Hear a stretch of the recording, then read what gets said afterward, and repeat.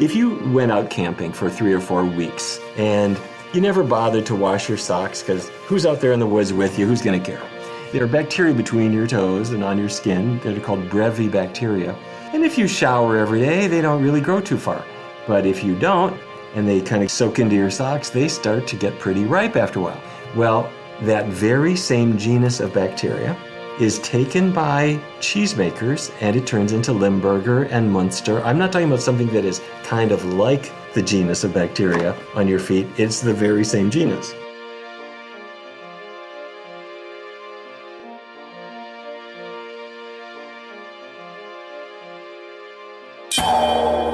The Vidal Speaks podcast. Episode 65, Dr. Neal Barnard, MD, speaks to us about the cheese trap.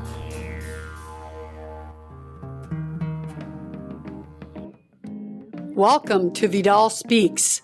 My name is Deborah Vidal, former 11-year LPGA golf pro turned classical homeopath, certified plant-based nutritionist, and wellness coach. Each week here on Vidal Speaks, we bring you knowledge, inspiration, or natural remedies to help you take charge of your health and feel your best. I believe health is freedom and knowledge is power, so tuning in each week will give you the power to take steps towards freeing yourself from the chains that hold you back from having the energy to do all you want in life. No matter where you are in your journey of wellness, Vidal Speaks can help. I promise. Hello, everyone, and to all of you out there that are new listeners, I want to welcome you back. I'm Deborah Vidal, and this is my podcast, Vidal Speaks. It is here that I will speak the truth. The truth will sound shocking at times. It will go against even what your doctor may have told you or what you read or heard from some report, but that was likely funded by the very industry trying to use you for their gain. Look, I was in the same position at some point. Although thankfully I always believed in the power of nature's medicine for healing and the body's ability to heal itself, but it has taken me my lifetime to learn all this info, and I didn't just get the truth fed to me. It was a trial and error journey and a lot of hard work researching to dig up the truth and to learn what worked and what was just nonsense. Plus, we didn't have the internet, guys, remember? And that is now information overload at your fingertips. But it did help me to have my own health issues because that gave me the motivation to want to heal. And it also helped to have friends, family members, animal companions, and how about 20 years of patients that needed my help? That taught me so much and it stimulated so much research to find the truth. And I believe you should give back to the world what you discovered so others don't have to go through that painstaking long journey that you did to heal. Yes, this is my gift. And still, many are not ready, but that's okay. We are all on our own journey or time frame. But if you have any desire to heal on any level, or if you want to feel better or help others you know that are in need, then maybe Vidal Speaks will help you, and that makes me feel good to share what I've learned. As I say many times, the world is sick and people are struggling more than ever before with health issues. They are dying younger and on so many medications to manage their diabetes, heart disease, high blood pressure, anxiety, depression, the list goes on and on. The first big and most important step to take when faced with any health challenge is to look at what you eat. Foods are killing us, and no matter what your doctor will tell you, food and nutrition do matter in our health, and it often can be the single biggest factor to turn things around. There are many, many decades of research on how a plant-based diet has healed so many lifestyle diseases and more. And since your doctor has no training in nutrition or lifestyle or wellness medicine, he can't help you. So he often offers you what he knows. Sadly, it's mostly drugs. But imagine now that your doctor is a plant-based expert who has seen thousands and thousands of patients heal from chronic disease just from diet alone. Now, how would you feel when he gives you the support and the advice that you need to begin your healing journey? I know most of us don't have a doctor like that, but today we get to hear from one, and he's one of the most well-known, famous plant-based doctors in America. It is Dr. Neal Barnard. Dr. Neal has been on this journey of preventative health and healing these common lifestyle diseases with a plant-based diet for many, many years. He's written 18 books, and he's the best expert out there on diabetes, along with so many other things. He has written a book on how foods affect our brain, our memory, and how they can even help us avoid Alzheimer's or dementia. We're so lucky to have him today. I'm super excited for all of you to learn from this one today. He's a hot commodity these days because he just released his new book a few weeks ago, and it's called The Cheese Trap. He was just on the Dr. Oz show, and now he comes to the Vidal Speaks podcast. So I'm super happy. And Dr. Neal will share with us some great info about how cheese affects our lives and our health. We all scored to get him here today, and I'm very grateful. But before we start, I want to tell you a little bit about Dr. Neal Barnard, MD. His bio is long and full of many prestigious accomplishments, but I'm just going to tell you some great highlights.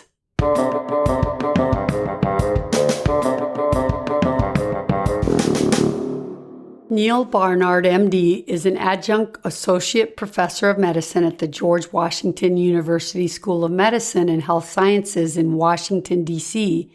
He's president of the Physicians Committee for Responsible Medicine and co-founder of the Barnard Medical Center.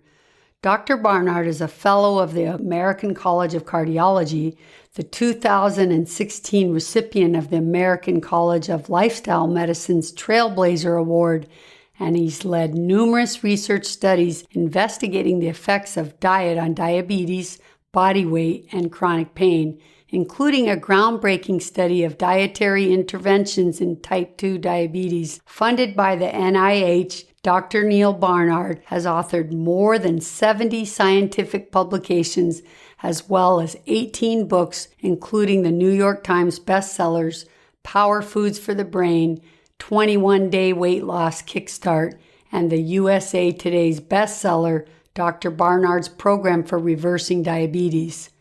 As a founder for the Physicians Committee for Responsible Medicine, which from now on we'll call the PCRM for short, he's a faculty member at the George Washington University School of Medicine, and he's the trailblazing physician that has dramatically influenced U.S. nutrition policies. He's arm wrestled with the food industry and worked to replace the use of animals in education and research with kinder methods. He's hosted 4 PBS television programs on nutrition and health, and he frequently is called on by the news programs to discuss issues related to nutrition and research. Originally from Fargo, North Dakota, Dr. Barnard received his medical degree at the George Washington University School of Medicine, and he completed his residency at the same institution. He practiced at St. Vincent's Hospital in New York before returning to Washington to found the PCRM, or the Physicians Committee of Responsible Medicine. In 2015, Dr. Barnard founded the nonprofit Barnard Medical Center, which opened in January of 2016 in Washington, D.C.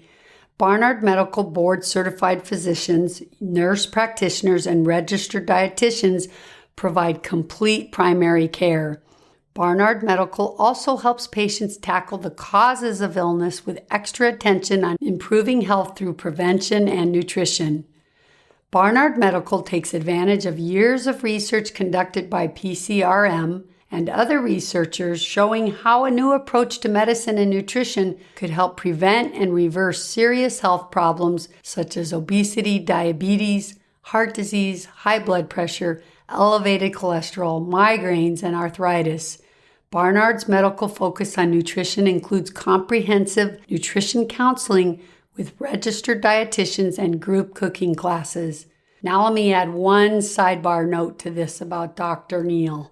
As a child in Fargo, North Dakota, Dr. Neal Barnard studied piano, cello, and guitar, and he took his love of music with him to Washington, D.C.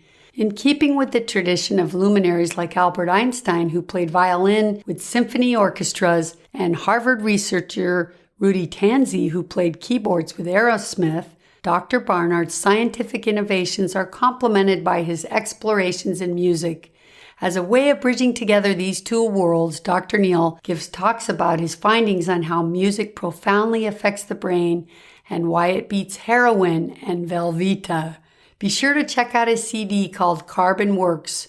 It's out on all the digital music sites. And for more information, you can go to carbonworksmusic.com. Okay, now let's go talk to Dr. Neal Barnard. Sit back and listen closely because you'll learn a lot from this physician extraordinaire. Here we go.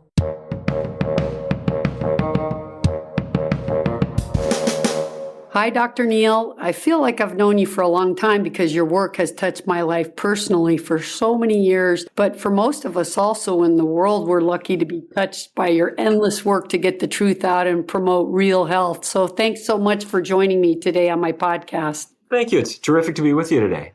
So I don't want to waste time talking about your personal story because everybody knows you, but can you just give us a little version of how you as an MD got started in the direction of natural medicine?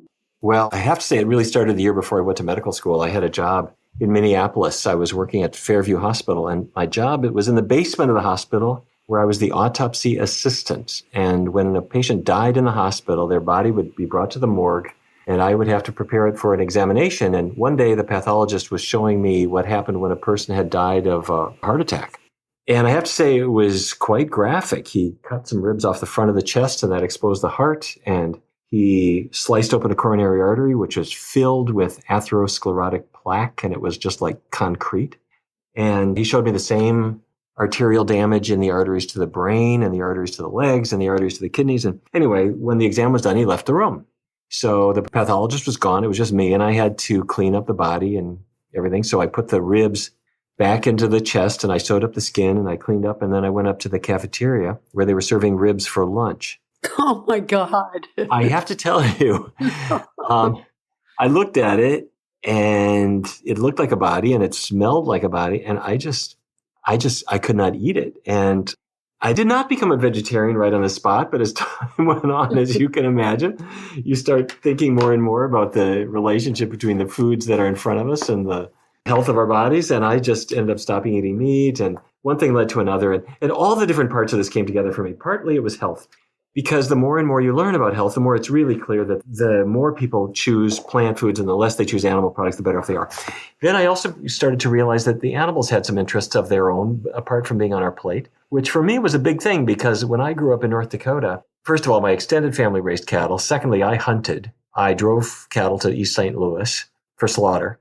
Wow. And to start to think that maybe there's something wrong with this picture, and quite apart from human health, but just to think this is kind of an ugly thing, what we're doing. And then more recently, the environmentalists have been saying quite clearly that we are destroying the earth for a burger or a slice of cheese. Yeah. And so all of those things work together. And basically, the only reasons that people eat meat or animal products at all is culture. We just grew up with it. And so we think that that's tasty and so forth. But once you experience better food, better health, better energy, you don't miss it. And for me, it was quite a natural and very easy process to get this out of my life. And I'm just only sorry that I lived half my life in a different way.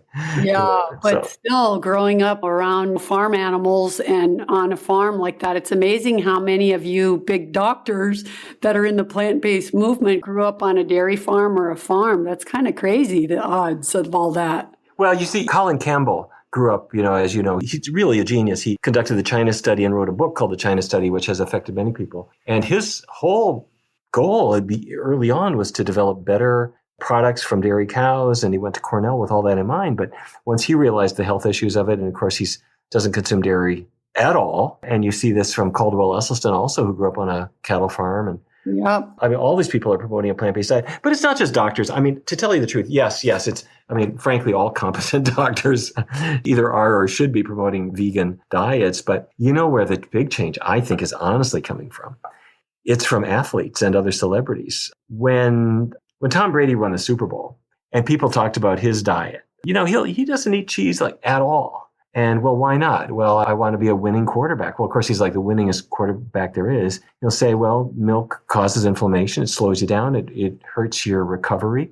And then Aaron Rodgers from the Green Bay Packers, if the quarterback in the cheesehead state could say, I will never touch cheese. Exactly. And then before the football players, it was the tennis players, Serena Williams and Venus Williams and Novak Djokovic and all the others who say, I am a way better player when I don't have dairy, or in many of their cases, in I guess all their cases, they follow vegan diets. They don't touch animal products at all. They're faster. Their recovery is better. Their power is better. But before all of them, it was the distance runners, these ultra distance runners like Scott Jurek and others who just wipe the floor with the rest of the field. So I think it's the athletes who are showing, yeah, you can be a philosopher and intellectual who's vegan, but you are going to be the most powerful athlete as well. It's not just about intellect. It's also about biology. Well, I was an 11-year LPGA player, so I know what it's like to, not only just burn your body to the max and train, but in our field of golf, Gary Player was the fitness one. He was the vegetarian. I don't know if he was plant-based, but I know he went plant-based and probably still is today. But he was always known as like the fittest golfer when golf was kind of regarded as you don't have to be in shape to be a pro golfer. That's different nowadays, but yeah, even to this day at his age, I would say for his age, he's lasted the longest and still doing golf stuff when other people can't even make a swing. So yeah. Oh, no, that's right. In fact, I had the honor of meeting him a while ago. And what you said is exactly true, that he really basically said, put the right fuel in your tank if you want to have the power in your swing. And then the big story, I think, was when Phil Mickelson developed psoriatic arthritis, if I'm remembering correctly, and which is an inflammatory condition. And then I tell his story in The Cheese Trap, where he thought, what can he do? Because he basically couldn't move. And so he became a vegetarian as well. And it was kind of a tragic story because he sort of wanted to be sort of the next generation Gary Player. But he explicitly said, hey guys, I'm vegetarian now. And in this world of pro golf where it's kind of at least at that time, it was sort of a, come on, this is the beer and bacon crowd, don't do this to us. And he found it really punishing from his not so health conscious friends. And so what's he done now? He's promoting these really expensive biologicals as a drug treatment for your psoriatic arthritis. I don't think his vegetarianism lasted very long, did it? Well, I don't know him personally, but I believe that was the problem, is he sort of got pushed out of it and now is kind of into the pharmaceutical world. And I don't mean to say the pharmaceuticals are bad, but what I do mean to say is if your problem is inflammation that is caused by eating cheese and milk and other proteins that elicit this antibody issue, you can neutralize them with a $30,000 a year drug, but why not do it by just avoiding the problem?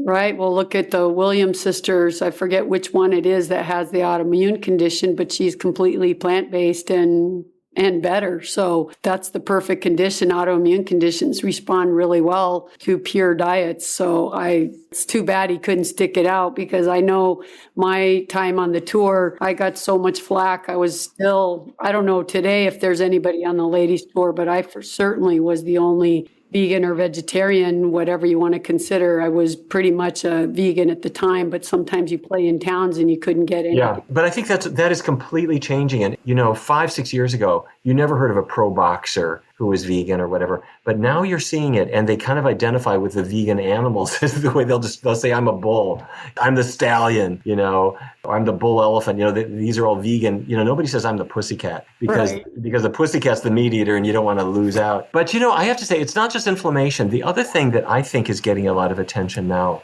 is hormone, and that's because milk comes from a cow. It has to give birth.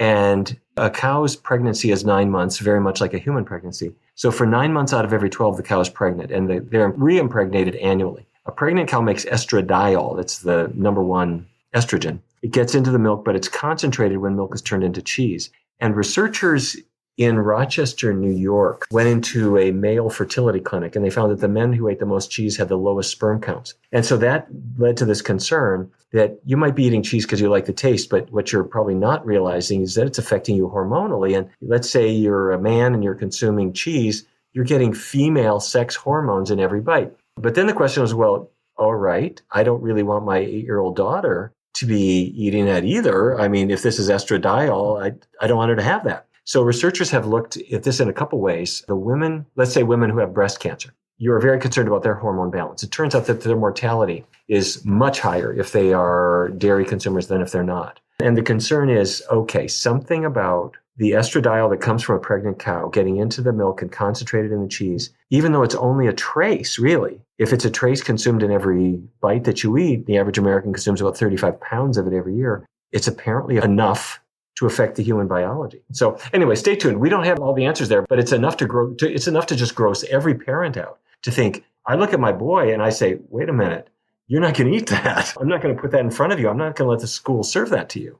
And how I saw that play out in my practice is every year you'd see girls coming in younger and younger starting their period because they're just getting so many hormones. And now we have a new modern term called man boobs, which I think is so much from all the dairy, cheese, butter that people are eating with all that IGF in there. So I feel like, that's such an important thing. And if it can make a baby cow grow into a huge cow, it can make a human grow into a huge human and a cancer cell grow into a lot more cancer cells. So it really is something people need to be aware of. But sadly, the industry tries to paint a different picture and statistics are lied when they're written down or, marketed across the media. We're told a different story. So it's hard because the public gets confused. And I don't know what to do about that confusion except do work like I'm doing and like you're doing to just keep educating and telling people the truth. Yeah, I think that is what you can do. And many people have not realized the hormonal actions, say, that a glass of milk can have. And it's more than one thing. I was talking earlier about a pregnant cow making estrogen and estradiol. Those are female sex hormones that are a match for the ones in a woman's body.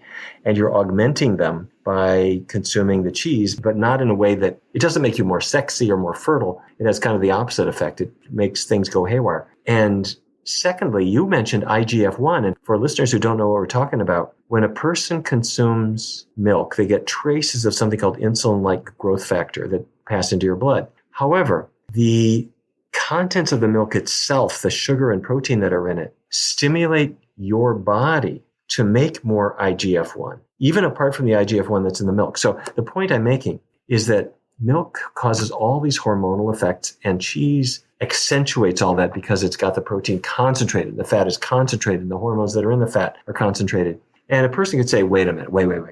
You're talking about milk. How could that possibly be harmful?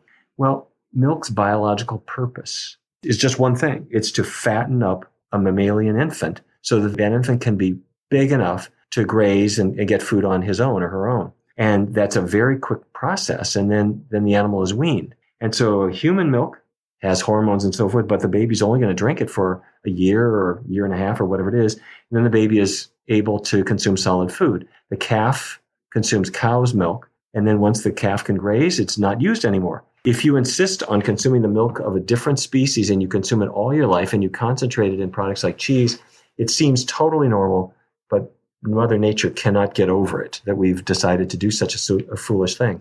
Yeah, and I know you've worked really hard to get this message out, as Dr. Clapper has and many of the plant-based doctors. I've been doing this because dairy is really one of those foods that it's the last one people can give up. And you just wrote your new book called The Cheese Trap. And I was so happy about that because some people are happy to give up butter and then they're okay with dairy, even though many of them aren't. But you say the word cheese and they say, oh, no way, I can't give up my cheese. So what a work that was. You must have just had a heck of a time writing that book. Well, that must have taken you a while, and we're all so thankful that you did it.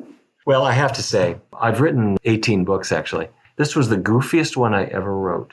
And I'll tell you why. I wanted to present what cheese really is, and it's a fascinating, goofy, funny topic.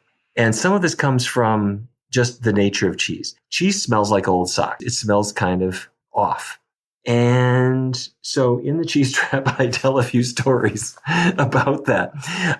If you went out camping for 3 or 4 weeks and you never bothered to wash your socks because who's out there in the woods with you? Who's going to care? There are bacteria between your toes and on your skin that are called brevibacteria. And if you shower every day, they don't really grow too far. But if you don't, and they kind of soak into your socks, they start to get pretty ripe after a while. Well, that very same genus of bacteria is taken by cheesemakers, and it turns into Limburger and Munster. I'm not talking about something that is kind of like the genus of bacteria on your feet. It's the very same genus. Wow. And so if it smells like stinky feet, that's because that's what it is. If I haven't got you totally grossed out yet, let me tell you two other things. In your digestive tract, bacteria take the food you eat and they ferment it and they make something called butyric acid. That's when a person vomits, it doesn't smell like food. It has this off, creepy, horrible smell. That's butyric acid. Well, cheesemakers take the very same bacteria, and as they're making Parmesan, the butyric acid is formed. And am I saying that the bacteria that make vomit smell are the ones that make Parmesan have that kind of vomity smell? Well, I can tell you this. If they put it on the label, no one would ever buy it. But yes, there is a reason why Parmesan smells like vomit. Same bacterial product. Last but not least, if you went to Sardinia or Corsica in the Mediterranean, there is a cheese there they call pecorino cheese.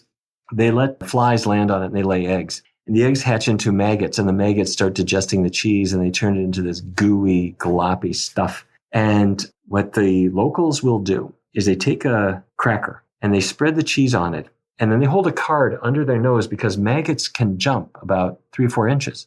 And they put the maggot-filled cheese on a cracker with the live maggots and everything. They put the card under their nose so the maggots won't hit them in the face, and they shove into their mouths the cracker, the maggots, and the cheese all together, and they swallow it down. Well, it's called it's kazu marzu. And the reason I'm telling you this is that people know perfectly well that dairy products come from an artificially inseminated cow who was separated from her calf at birth so that we could have the milk and the calf could go become veal. It's a grotesque industry, but the amazing thing is no matter how crazy it is, people just accept it. And if we look at what it is, hold our nose a little bit and realize maybe there's something better, then part 2 of the cheese trap is recipes for things that are healthy, that have no hormones in them, that are delicious, no cholesterol, no animal fat. And that then suddenly our weird nightmare, creepy bacterial story turns to actually a wonderful story of all the things that you're going to put on your plate instead. Yeah. And there's still a reason, though, why people, even if they know that, they still seem like they're addicted to cheese and they can't give it up. They live in denial. And from your book, I know you've talked about this before, that there's a reason why this is the food that's most addictive. Can you explain that? Yeah, they're called casomorphins. The dairy protein is called casein, and casein breaks down in your digestive tract to release little peptides called casomorphins. They're casein-derived morphine-like compounds. They go to the brain, they attach to opiate receptors, just like heroin does or morphine. They're not as strong as morphine. The strongest casomorphin has about 1/10 the binding power that pure morphine has, but they are strong enough, we believe, to make you want cheese. The first taste of cheese that a child has, they don't especially like it. It smells kind of musty. But as the casomorphins work on their brain, it's like the way alcohol works on your brain. So beer doesn't taste good the first time you drink it either. But when the alcohol works on your brain, it starts to taste better and better and better. And that's the way it is with cheese. Yeah, that's it. If you take everything you just said with all the smelly bacteria and then the concentration of just fat and sugar, in addition to this morphine kind of addiction problem with cheese, you wonder really how we got into this horrible problem with Americans consuming so much cheese. Okay, so now tell us, how much cheese do Americans consume? If you add it up, in the course of a year, the average American consumes more than 60,000 calories worth of cheese in a year. Typically between 60 and 65,000 calories worth. That's about 35 pounds. And that's all new. Back in the early 1900s, when the USDA started tracking, your average American consumed less than 4 pounds of cheese in a year. Today, it's 35 pounds of cheese. Wow. And keep in mind, concentrated cholesterol, concentrated fat, concentrated salt also. Ounce per ounce, there's more salt in cheddar than there is in even something like salty potato chips. So it's a very salty, fatty, cholesterol-laden, hormone-dripping product. Okay, but now isn't fat okay with this modern day myth that's going around that we're okay to be fat? And you talk about the French paradox about how they consume lots of cheese and fat and they don't have heart disease. So maybe you can tell us a little bit about why this is a paradox and a myth. Yeah, well, the French paradox was launched a couple of decades ago as a way to exonerate wine. Because the idea was, just as you said, the French were consuming creamy sauces and cheese, and they drank a lot of wine too. And they seemed to have not much in the way of heart attacks. So maybe all the wine was counteracting the effect of the cheese. And so if we would only drink more wine, then we'd be okay. As soon as that theory came out, it was instantly, problems with it became clear in several ways. First of all, heart attacks were not defined in the same way in different countries. In England, if a person died suddenly of a heart attack, that was called a heart attack, cardiac death. In France, if a person died suddenly of a heart attack, that was called sudden death, and it was not counted. The French statistics were a little bit wrong. Secondly, French women were much less likely to smoke compared to British women, so that was another contributor. But the biggest one, I think, is that this notion that we have of French people just stuffing themselves with cheese and fatty meat, that is a fairly recent phenomenon, and it's also regional. In the past, up north, there was a lot of use of creamy sauces. In the south, it was all olive oil, and butter was frowned on. And meat, in fact, in the Mediterranean coast was consumed maybe once a day or every couple of days. It was not an every day or 2 or 3 times a day thing the way it was in the north. But in the past generation or so, the diet has become more meaty, more cheesy. The French are gaining weight just like the Americans now. So no, the French paradox was trying to make a case that you eat these fatty foods and not pay a price, but it's what you do. Yeah. And where does America fall? Or maybe you can start out with which country consumes the most cheese and where do we fall in America on that list? Yeah, well, we are I think we are the number one producer of cheese, but the French, they honestly do produce consume a lot of cheese, and so do people in Greece and in some of these other countries. They do consume a lot of it. But on the other hand, their diet is very different in many other ways. And their diet is far from perfect. And I would not use it as a model for a person who is heavy and wants to lose weight, because I have to say there are plenty of chunky people in France and in Greece and in Italy and elsewhere. So this idea that we have now kind of going around the last some years, I think stimulated by that article that fat is back or butter's back or something, where people are now feeling like fat's a good thing. Can you speak a little bit about the political corruption that started that whole idea and the industry behind that? Well, yeah, it's been really an unfortunate thing. The dairy industry and frankly the meat industry and the people making other fats learned a long time ago that the way to get your message propagated is to have some kind of study that appears to suggest that whatever your viewpoint is correct. So I can do a study that suggests that cholesterol magically isn't a problem and fat isn't a problem. Somehow people had heart attacks from some other reason. Maybe they were having sugar or something. So that's what's been happening. And there was an influential meta-analysis a few years ago that combined studies from very different populations and found that they couldn't really make a clear, unified picture of the effects of saturated fat, that's mostly animal fat, on heart disease. Among populations that ate very little, if they increased their consumption of it, they had big problems. But if you looked at populations that ate a lot of it all the time, basically everybody had heart disease, and there wasn't any ability to find a low-risk group. And so these researchers combined all these populations and basically made a muddle of it. And they never did say that saturated fat was safe. What they basically said was that their way of looking at it was not anything you could make sense of.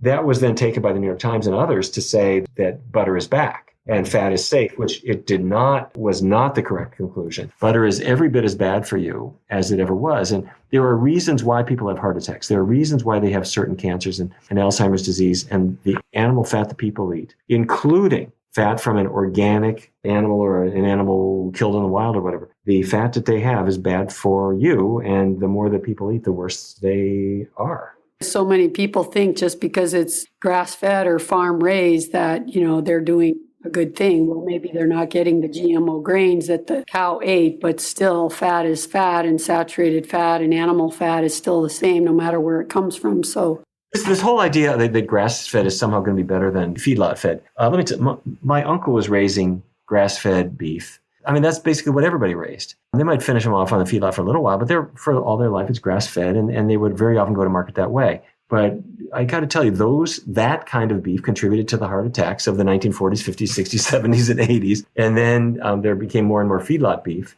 And now people are going back to grass-fed, trying to pretend that this is somehow good for them. It's sort of the equivalent of you can go to the drugstore and buy organic cigarettes, organic tobacco. Oh, isn't that better for me because it doesn't have...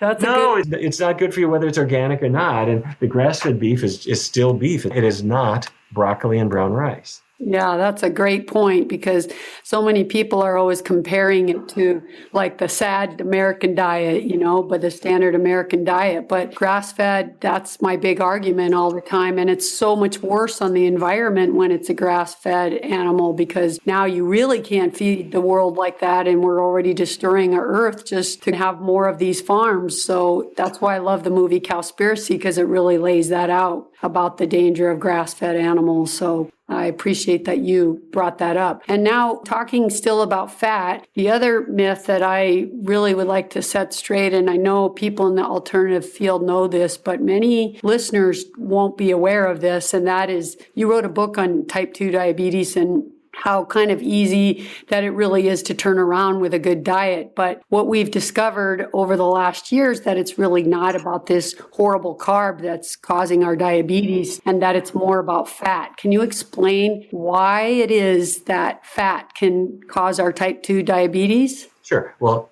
type 2 diabetes means, like all diabetes, there's too much sugar in the blood. And the sugar is glucose. And glucose in the blood is actually a good thing. It goes into your muscle cells and it powers your movement, or into your brain cells and it powers your thought. So glucose is good. The problem in diabetes is the glucose stays in the blood. It doesn't go into the cell. So it's like gas that is spilling all over the gas station pavement instead of going into the engine. So glucose needs to get into your cells to work. If you got type 2 diabetes, the glucose doesn't get in the cells because the cell is resistant to insulin. Insulin is a hormone that acts sort of like a key that opens up a door on the cell to let that sugar inside. So the reason for that is if there is too much fat in the cell. So I ate too many chicken wings and I ate too many grilled cheese sandwiches and the fat went into my blood and got into my cells. That interferes with the cell's ability to take the sugar in. So the problem never was that, well, I'm just eating too much bread and that's releasing too much sugar into my blood. The problem was the fat is causing my cell to have trouble taking glucose in. So that's why when we did a study for NIH more than 10 years ago, where we used a low-fat vegan diet to help people with diabetes, they improved dramatically because a vegan diet means no animal fat. And if you keep the vegetable oils low, there's not much of any kind of fat, and the fat dissipates from the cells and your diabetes gets better. And if things are going the right way, it can even disappear. And like on average, if someone were really willing to go plant-based completely and low oils, how long do you think they could, rid themselves of type 2 diabetes? I know it'll depend on how long they've had it and how bad it is, but doesn't it go pretty quickly? Well, the changes are going to start very quickly. They very often start in the very first week because what happens is within the first week, your cells start to change and their metabolism starts to change and their receptivity to insulin starts to change. However, what people should do is not cancel their doctor's appointment or say hallelujah and throw their medications away. Don't do that. Let your doctor know that you want to start a low-fat vegan diet and keep in touch with your doctor because as your blood sugar starts to improve and get better and better and better, your need for medication will reduce. And you work with your doctor to take you off the medications progressively and gradually and in the right way. That's the key. If you've had diabetes for a long time, your pancreas might have been kind of worn out and you may never get rid of it. You may always need some medication. On the other hand, if you're a guy who gained a lot of weight and you've suddenly developed diabetes, you've only had it for a year, 2 or 3 years or something like that, as that weight comes off and you improve your diet, your chances of getting rid of that disease completely are pretty good. So everybody's different, but work with your doctor and don't be the Lone Ranger. Just follow a really, really good diet and see how you do.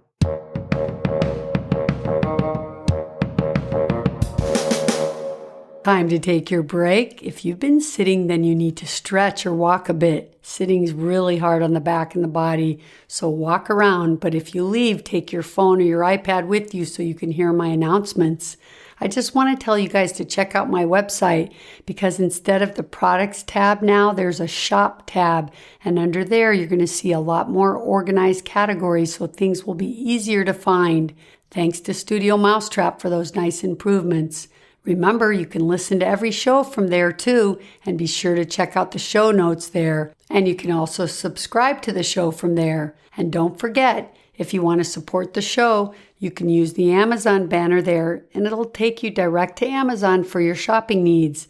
That way you get your shopping done without any additional cost, and they send me a small commission which helps support the show. I appreciate all of you that are doing that.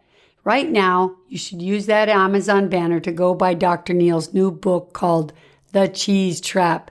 because it has a lot more great info, plus fantastic alternative plant-based recipes to cheese that are delicious and healthy. I also want to remind you guys to email me if you have any questions or you want anything answered or any topics you'd like me to cover. Please feel free to contact me right there from my website.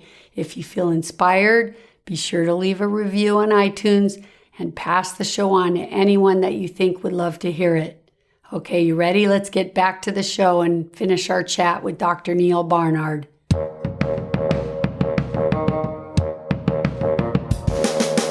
I just wonder, why the medical world is still kind of promoting that carbs are bad, and they tell diabetes patients that they got to avoid carbs. Now, okay, cookies and cakes, I get it. But what about baked potatoes and the things that they're also afraid to eat, and fruit? What do you think about that? And why don't they start telling them it's more about fat? Do they not really know that in the medical world? Is it still that new that doctors don't know that? It's not that new, but I think that doctors don't always necessarily keep up to date. The real pioneering work in this direction was done by Gerald Shulman and his work at Yale. And his team, using MR spectroscopy, has looked into the cells of people who are insulin resistant, and they've really shown a lot about the pathophysiology of it. Anyway, looking at that work, one is quite impressed that if you want to prevent type 2 diabetes, the way to do it is to be on as healthy a diet as possible, and that's a plant-based, low-fat diet based on natural fruits and vegetables and whole grains and beans. And that's just not going to pack the fat into your cells, and so you're not going to develop the insulin resistance, hopefully. And the same is true for reversing it. But when a person, the old idea of, say, don't eat bread or carbs, it's not the right way to go, but it's understandable why people would say that, because that does break down to release glucose into the blood. And so the glucose will build up in the blood. What a person should be doing instead is addressing the cause of the diabetes. Because once you get the fat out of the cells, then that glucose can go out of the blood into the cell where it belongs, and then you don't worry about the carbs anymore. Right. That's kind of my message out there, is just that people need to not be afraid of that stuff and really learn that the new research is really showing it's more from fat. And another question that I had about your new book, The Cheese Trap, was there anything in writing that book that kind of shocked you or that surprised you that you didn't expect? Everything. I knew that there would be hormones in it, but I guess I wasn't really prepared for the quantity of the hormones. Or let me put it this way. I am quite convinced that the hormones in milk are traces. I wasn't prepared that those traces would actually be enough to goof up a man's fertility, or for that matter, a woman's fertility. And nowadays, you go down the street and you see so many of these, say, women who've got twins in twin strollers. Mm-hmm. And if you get to know them a little bit, they'll say, well, we had in vitro fertilization. And so I had, and you think, wait. Back 40 years ago, this wasn't happening so much. And so why is fertility such an issue? Why are hormone-related cancers such an issue? And could it be that you're consuming 35 pounds of a hormone-related substance that was never meant for human consumption? I think that could be part of it. So that was a surprise. I was also a little surprised about what the animals go through. Now, I think we all knew that milk comes from a cow, but I guess I didn't quite realize how creepy it is from the cow's standpoint. Yeah, poor cows. That they are separated from their young every single time they give birth. After 9 months of pregnancy, and they give birth and they're licking their calf, and the calf is looking up at them, and the farmer comes with a wheelbarrow and takes the calf away so that they can have the milk go to the dairy instead of the calf. And then all night long, the cow cries for her young. I'm a little bit surprised that I sort of wasn't aware of this before, but it has struck me as a rather uncivilized way to do business.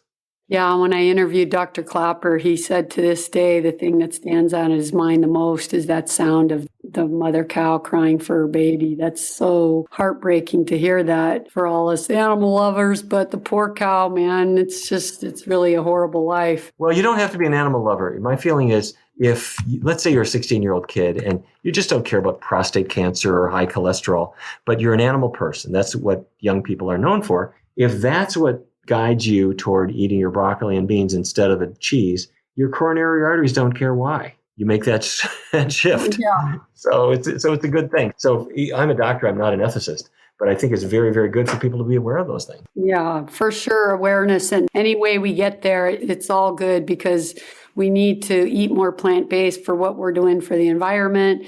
It can help the animals. But bottom line, if you don't care about any of that, you're going to live longer eating that way. So then you got to do it for yourself. That's right. What's your very favorite plant-based cheese?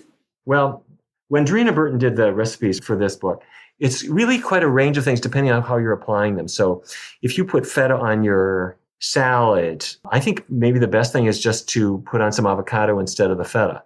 If, on the other hand, you're making a fettuccine Alfredo and you've got a cheesy, creamy sauce, we've got sauces that are absolutely delicious and nobody would know they're dairy-free, but they are. But she also has something you ought to try if you haven't tried it. It's called the Divine Cheesecake. And it is just what its name says. And there is not a drop of dairy in it. It is it's a cashew-based cheesecake, but we make our own. And then there are brands like Treeline or Kite Hill or Miyoko's Kitchen, which if you want something on a cracker and you want to nibble on it, I mean, they are just delicious. They're clever, but they will all tell you, don't shovel in, a whole block of this at once. Nibble on it, have it. It's kind of your dairy methadone, so to speak. It'll wean you away from the dairy cheese. Well, we have a store here in LA where it's this whole vegan cheese maker. That's all he does. You go in and he has 30 different kinds of cheeses. It's unbelievable. So I feel very fortunate to visit him when I want a little hit of my vegan cheese. And we love the Miyoko's cheese and the ones you mentioned too, Kite Hill. We have Crossroads Restaurant here, which is the chef that's behind the Kite Hill. And it's delicious. Once you taste cheese like that, you wonder how you ever ate the other kind. It tastes so much better, actually. Well, it's better, and to know that there's no estradiol in it, there's no hormones in it, there's no cholesterol in it, that's a step forward. But then people, as they go along, they often go towards simpler and simpler foods. So they're now eating beans and vegetables and fruits that they might not have had otherwise. Yeah, to me, it's just it's a food that you eat once in a while. You can't thrive on that either because it's still high fat. I want you to tell us about the Physicians Committee of Responsible Medicine. It's known as PCRM. I know you started that many, many years ago. Can you tell us what that's for and what you're doing with it nowadays? I started the Physicians Committee back when I finished my residency because I wanted to bring prevention into medical practice where, at the time we weren't doing anything about heart attacks or, until they came into the emergency room door and then we would do something about it. But we have to talk about prevention. So we do that. I wanted to promote healthier research, more ethical research. And so we've done all that stuff. And the Physicians Committee for Responsible Medicine it's not really a committee anymore because we've got about 200,000 members and we don't fit into a committee room very well. But at our website, pcrm.org, you'll see a lot of information. You'll see a lot of recipes. We have a 21-day weight loss kickstart that will help people to change their diets. We've had more than 500,000 people do that already. We have an annual conference that we do at the end of July every year here in Washington. So we're real busy educating people and motivating them and empowering them. And what kind of studies have you done, and are you planning on continuing those studies? Oh, yeah. I mean, we've been doing studies for 20 years, and we're in the thick of one now, and we got more coming. What we are best known for was our diabetes research studies. That's where we bring in people who've had diabetes. The one I think we're best known for was the one funded by NIH in 2003, where it was a head-to-head test of a vegan diet versus a conventional diet. And the vegan, when I say vegan diet, I mean it was no animal products. Oils were low. It was also low glycemic index, meaning instead of white bread, it was more rye bread or pumpernickel or the ones that are gentler on your blood sugar. So it was all those things together. But the blood sugar control was better. The cholesterol levels were better. The weight loss was better. All these things were better on a plant-based diet, despite the fact that nobody ever had to count carbs or count calories or reduce portion size or go hungry for 5 seconds. It was the easiest thing in the world. And we're now doing another weight loss study where we're trying to answer the question, why does a vegan diet cause weight loss so effectively? Because you're eating spaghetti, you're eating potatoes, you're eating all these things other people are afraid of, but you're the skinniest person around. So anyway, it's been an interesting thing. So what is the kind of overall outcome? Is it all gearing towards the same result, that a plant-based, completely purely plant-based diet, low in fats, can promote the biggest health? But you're talking about weight loss, you're talking about heart disease, you're talking about diabetes. So are you, with every study, kind of coming up with the same conclusion? Well, we wouldn't do a study if we weren't trying out something new and different. But what we have been doing over the years is investigating how does a diet help with different health endpoints, like migraine or rheumatoid arthritis or more advanced diabetes, where a person has had it to the extent where they're having nerve damage. These are things that we've looked on. And then we've also looked at how does it apply? How will it apply if I'm at work? So we did 2 huge studies with Geico, the car insurance companies, to show, okay, can I make this work right at work? So, instead of having to go to a doctor's office, I just go to the cafeteria. So we've been doing that. We've also done maybe 5 or 6 studies where we looked at how to make the adaptation process really, really easy. Because when people do Atkins or South Beach or just about any of those diets, for many people, it feels like a real punishment. So our question is, how can I make a diet change as simple as can be? And I think we have found that. So those are the studies that we're doing now. And can you kind of just briefly outline what they can do to make that? Oh, yeah. What were the steps that you found made it easier for them to transition? Yeah. Okay. Very, very easy. Anybody can do this. And step 1 is just, first of all, know why you want to change. So take whatever time you want and read The Cheese Trap or read others so that you're motivated. Because if you don't know why a burger is going to hurt you, you're not motivated to stop. All right. So first thing you have to learn a little bit about how foods affect you. That doesn't take long, I have to say. In an hour lecture, I can present that information. Then I break the diet change into 2 steps. And the first step takes a week and the second step takes 3 weeks. The first step, you take a week, 7 days. During that period of time, you don't get rid of anything. You eat absolutely anything you want to. However, during those 7 days, I want you to pick out a vegan breakfast that you like, or hopefully 2 or 3, and test them out. So, okay, great. I never tried pancakes I never actually made them. Let me see if I like them. Or a silly example because everybody knows how they taste. But if you haven't made pancakes, try them with blueberries or pecans. Let me try veggie sausage. Let me try the veggie bacon. Let me try tofu scramble. The whole idea is to come up with a breakfast that happens to have no animal products in it, but that you actually like the taste, and then you write it down. Just oatmeal is fine with me. Put blueberries in it. I like that. So you write down 3 or 4 breakfasts. Do the same for lunch, same for dinner, same for snacks. All right, my dinner, Italian angel hair pasta. I'm going to top mine with wild mushrooms and artichoke hearts and chunky tomatoes and a little spicy pepper. Okay, fine. You just write down 4 or 5 or whatever. At the end of 7 days, you got breakfast, lunches, dinners, all vegan, all tasty. You like them. Now, take 3 weeks. And during these 3 weeks, 21 days, all vegan, all the time, focusing on the foods that you picked in step 1. And the patient will go, well, that's so easy because I already know what I like and I got the foods on my shelf. I'm going to eat that for just 3 weeks, do vegan like this. Well, I can do that. At the end of 3 weeks, 2 things have happened. Number 1 is they're losing weight. And physically they're changing. They're losing weight. Their cholesterol's coming down. Their blood sugar is better. Their blood pressure is better. That's the first thing. But the second thing is their tastes have adapted. And after 3 weeks, they don't want the meat anymore. They don't want the cheese. They don't want the ice cream. They want the foods that have gotten their health going in the right direction. I didn't ask them to change their tastes. It just happens naturally because the foods that give you this huge physical reward just somehow start to taste really good to you. And then the person will say, well, hey, that was so easy. Let me do it for a 4th week and 5th week because I want to keep this weight loss going. Pretty soon it's been 6 months and they're down 30 pounds and their energy is up. If they're an athlete, their performance is better. And then it's just as easy as falling off a log. Now, you could be a recidivist. You might get lured away at a party or something like that. Okay, fine. Dust yourself off. Get back on. The foods are waiting for you. And it is the easiest, most powerful way to change your diet that anyone has ever done.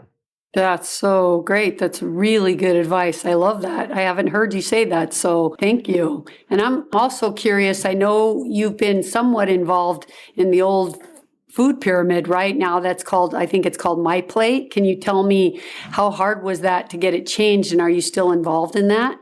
Yeah. Back in 2009, we went to the federal government. We petitioned the U.S. government to scrap the pyramid. And the reason was that the pyramid, although it was appealing in certain ways, it had a meat group. And people who don't eat meat are healthier than people who do eat meat. And it had a dairy group, despite the fact that you don't need dairy at all. So we said, get rid of it. Make a plate. And the plate should have 4 quadrants: vegetables, fruits, whole grains, legumes, which are beans, basically.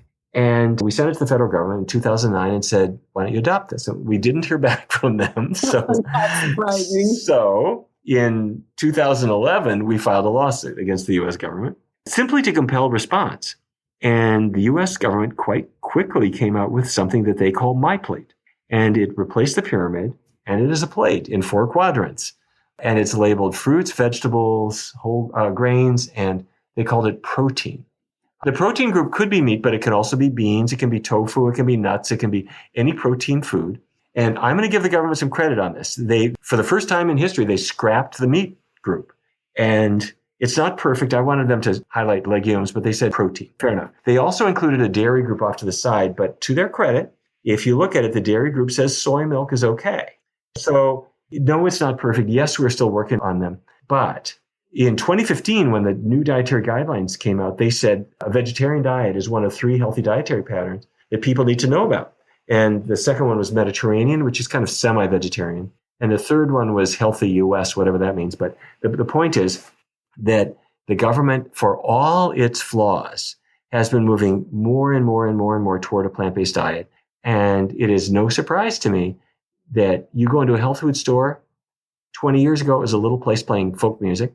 The cashier was named Sunshine. Now it is huge. It's big. The industry has seen the writing on the wall. Is this not true? You go to the milk aisle in a grocery store. It could be any grocery store. It could be a Kroger's, a Publix, a Giant, a Safeway.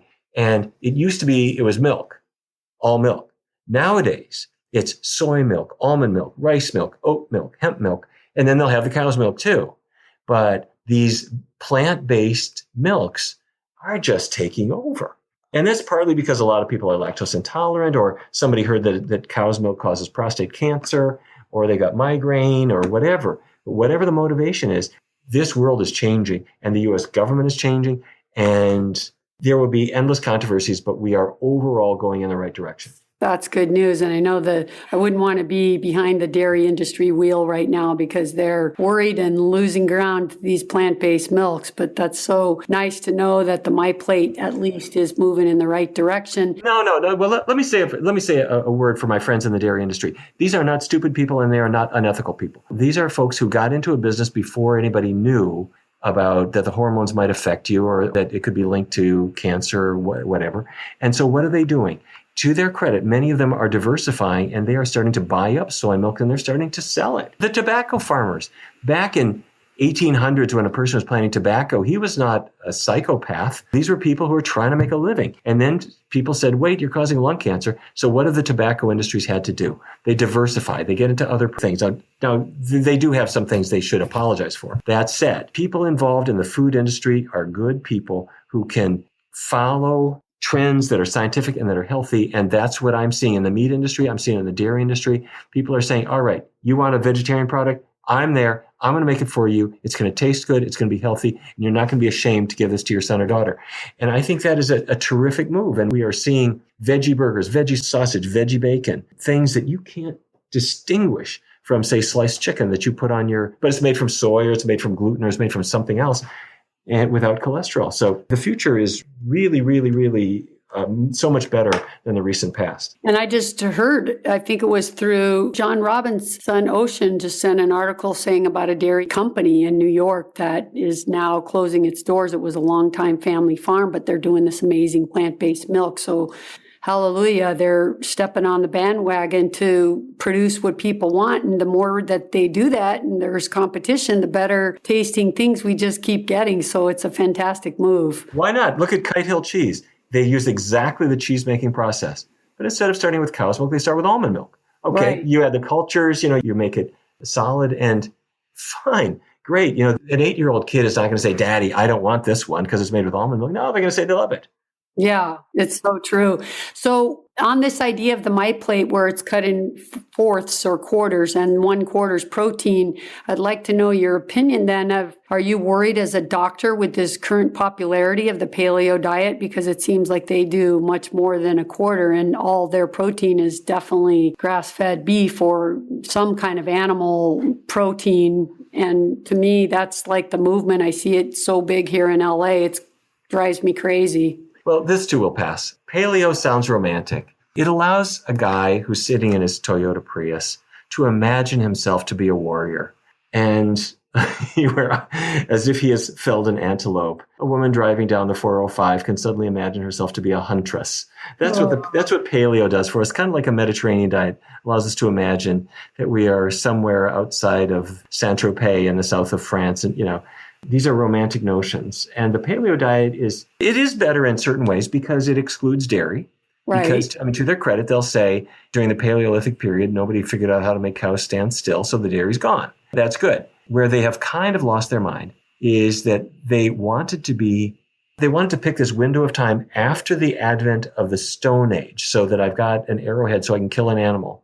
But before people figured out how to plant things. So they decided I won't eat grains or beans because you have to plant them, but I will eat meat because I'm after that stage. It's this funny narrow band. But if you go before that time, before the Stone Age, what were our ancestors eating? They weren't killing animals and eating meat and so forth. They were basically eating things that they could pluck from trees and vegetation in the same way as gorillas and orangutans and chimpanzees do for the most part. And they were healthier for it. So it's very hard to indict grains. They'll want to say don't eat rice and don't eat oatmeal, despite the fact that the rice-eating folks in Japan were thinner and healthier and lived longer than people on the paleo diet, until, of course, McDonald's came into Japan and took away their rice and started them eating unhealthy stuff.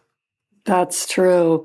And I just also have seen here something that's growing really big and has been for a while is that drinking the bone broth. And I think, oh my gosh, that's just concentrated toxic stuff from animals that's concentrated in their bones, but it's big here. And I just don't see how people say they get better on something so concentrated of so much bad stuff. Do you guys have this trend there too? Are you right in LA? Yeah. It's funny. I love Los Angeles. I think it's just the most marvelous place on earth. However, it has its own weather patterns. And it not only does it have that, but it also has its own culinary patterns such that as soon as I arrive at LAX, everyone is preoccupied with protein and afraid of carbohydrate. And I don't know what that's about. It's some kind of atmospheric thing that happens. And they forget a few simple things. Carbohydrates have only 4 calories in a gram. Fat has 9. Your body gets more than enough protein, even if you don't add any meat or any animal products to it whatsoever. You don't need it at all. And as I mentioned earlier, throughout Asia, people are not following Atkins or South Beach or any kind of low-carb diet, and they are skinnier than the average person in LA, wishing they could lose that last 15 pounds to get a movie role. So I encourage people to go on a totally healthy plant-based diet, including the grains and beans and vegetables and fruits. And for anyone who's really a non-believer, just get in your car and go about an hour east of LA and you go to Loma Linda.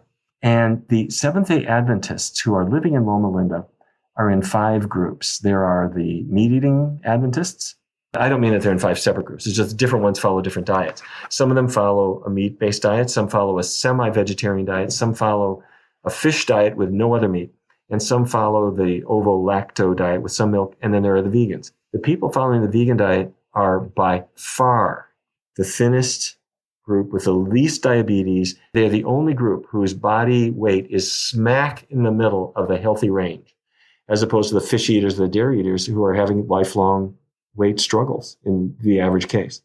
Yeah, there's so much proof. It's really great that we have so much science now to show that this is the healthiest diet for us. So I have 2 questions that won't take you too long, and then I just want to ask you a little bit about your music and how people can follow you. But the first question is, if you could just take 1 or 2 minutes to speak to the world, that's all you had, and give them a plea of why they need to move in a direction of a plant-powered diet. I'd just like to hear what you would say. Well, that's a nice question. For many people, I think they have grown up perhaps in the way that I did, which is to imagine that our health can be eroded on a one-way street, meaning if you've gained weight, you're never really going to get rid of it. You're going to get heavier and heavier, and once you're middle-aged, you're going to have a pot belly, and when you're older, there's just no chance. Or if you have diabetes, you'll always have diabetes. If you had heart disease, it's just going to get worse and ultimately might take your life. What research has shown us is something that started out as a tantalizing possibility that has turned out to be true, that disease processes are very much a two-way street, that if you change your diet in the right way, the weight comes back off and diabetes improves and it can even go away. And Dean Ornish's work 30 years ago showed that heart disease can actually be reversed. Those arteries open up again. But this doesn't happen if you make a half a change, like beef to chicken or full-fat milk to skim milk. Once you start following a plant-based diet, your body will heal. And it's great for people to allow that to happen. And then your kids who don't care about coronary arteries, but do care about the environment or the animals, they're going to be smiling at you too. Great. Love that answer. Okay, and my next one, it's a bit of a hypothetical question, but I like these. If you, as a doctor, I just want to know what you think the life expectancy would be of, I guess we'll say an American, if we had no drugs for diabetes or cholesterol or high blood pressure and no surgery for clogged arteries, what would our life expectancy age be? You mean if we continue to eat a bad diet? Right. If we ate the way that most Americans are eating, what do you think? And we had no drugs for these kinds of things because people just go get stents every 5 years and live longer. But if we weren't able to do any of that or have any drugs to monitor or lower these things, what do you think our real life expectancy would be today? Well, it's a frightening prospect because what you're implying is right, that we have heart disease really starting around the time people graduate from high school. They're not aware of it, but the artery narrowings have begun by that age. The lumbar arteries to the lower back are among the first blockages to develop, and your average kid starting college has already lost one of his lumbar arteries. It's completely paved over by atherosclerosis. And so then people end up on statins for their cholesterol and blood pressure drugs and diabetes drugs. And North Dakota, where I'm from, more than a third of the population has diabetes or prediabetes now. The reduction in life expectancy for that condition, for diabetes, I'm talking about type 2 diabetes overall, is about 15 years, something like that. And I mean, even worse, when it's really, really badly controlled. Heart attacks start occurring in the 40s when you should be living to your 90s. So different people have different genetic protections, but no, it's not a pretty picture. However, even the medications that we're on or the surgery that we may have is not going to necessarily save your life. The bypass has to be done again. The original surgery doesn't last forever. And even with statins, it will reduce your risk some, but it doesn't reduce your risk to where it would be if you were on a truly healthy diet and had a healthy lifestyle. Yeah. So it's kind of scary what it could be. And sadly, sometimes we had a friend that said to us, if I get diabetes, I'm worried because there's good drugs out there. And I'm thinking, man, and sometimes it's the way people think that the drugs will fix everything, but drugs are not a cure. And most time they're false stats and they can lower your cholesterol, but they may not lower your heart attack chance. So it's just, I was curious what you would say to that. So you're a musician and I know you love music. What kind of music do you love? What's your favorite kind of music and who's your favorite musician? Oh, thank you for asking about that. I didn't know you were going to ask about that. As growing up in Fargo, North Dakota, my parents had the idea that I was going to become a civilized person. So, and me, not just me, my parents had 5 kids, and my parents said that, we obviously could never miss a day of school. We also had to study not 1, but 2 instruments. And so before I was even allowed to go to school in the morning, I had to sit down and practice my cello for half an hour. And I also play piano. And this was just, this was my parents' idea. And I have to say, I did not appreciate it, but I got it drummed into my head. And then the Beatles arrived when I was about 10, I guess. And then I thought, now you're talking, this is music. So, I got a guitar, which my parents didn't really encourage. But I kind of kept up with all this.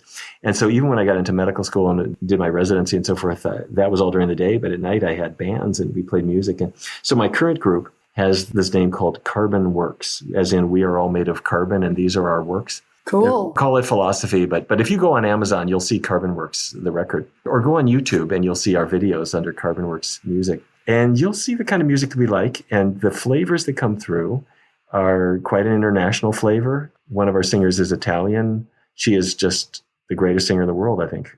There is a singer from Vietnam who's part of it, and wow. We've got a couple of American singers and jazz players. There's 16 of us in this band, and it is. Let me put it this way: it's different. But anyway, it's called Carbon Works, and go online, have a listen. And do the songs have a special message? If you take a look on YouTube and you go, because nowadays you can't just have a song; you have to have a video. So on YouTube, you'll see our videos, and yes, they do have messages, and you'll see. Cool. So would you say your Beatles is still your favorite of all time groups?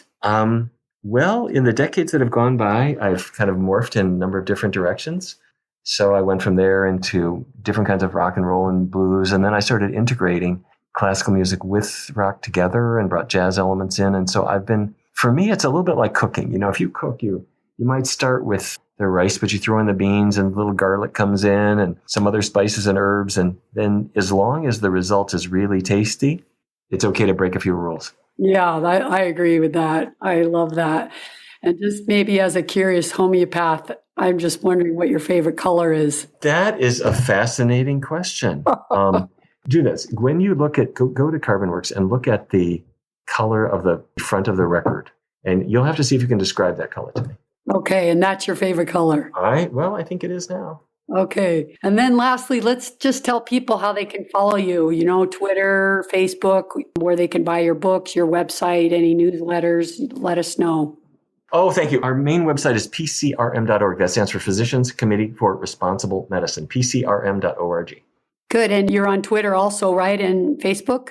Oh, we're on all those things, partly as PCRM, partly as my name, Neal Barnard. And also CarbonWorks has its own page too. So you can see all the other videos, all the things that my musician friends are getting into trouble for.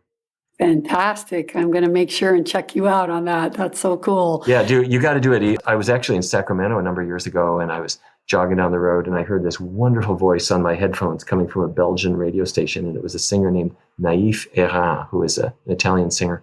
And I thought I'd never heard such a great voice, so I emailed her in Italy, which is where she was living, and she came over and she recorded. And you'll see her on Facebook too. So wow, all these troublemakers are all part of it. Cool. Thank you so much, Dr. Neal. You're so generous to give me so much time. I appreciate my listeners will love this show today because I know how well known you are and all the endless efforts you put out in the world to just help people get better and heal and follow a good diet that's not only for their health, but for the environment. So thanks for all you do. I really, really appreciate this. Well, thank you for all that you've done for so long. You and I are on the same team, and I'm glad to be fighting the same fight with you. Thank you so much. You have a good rest of your day. Thanks. You too.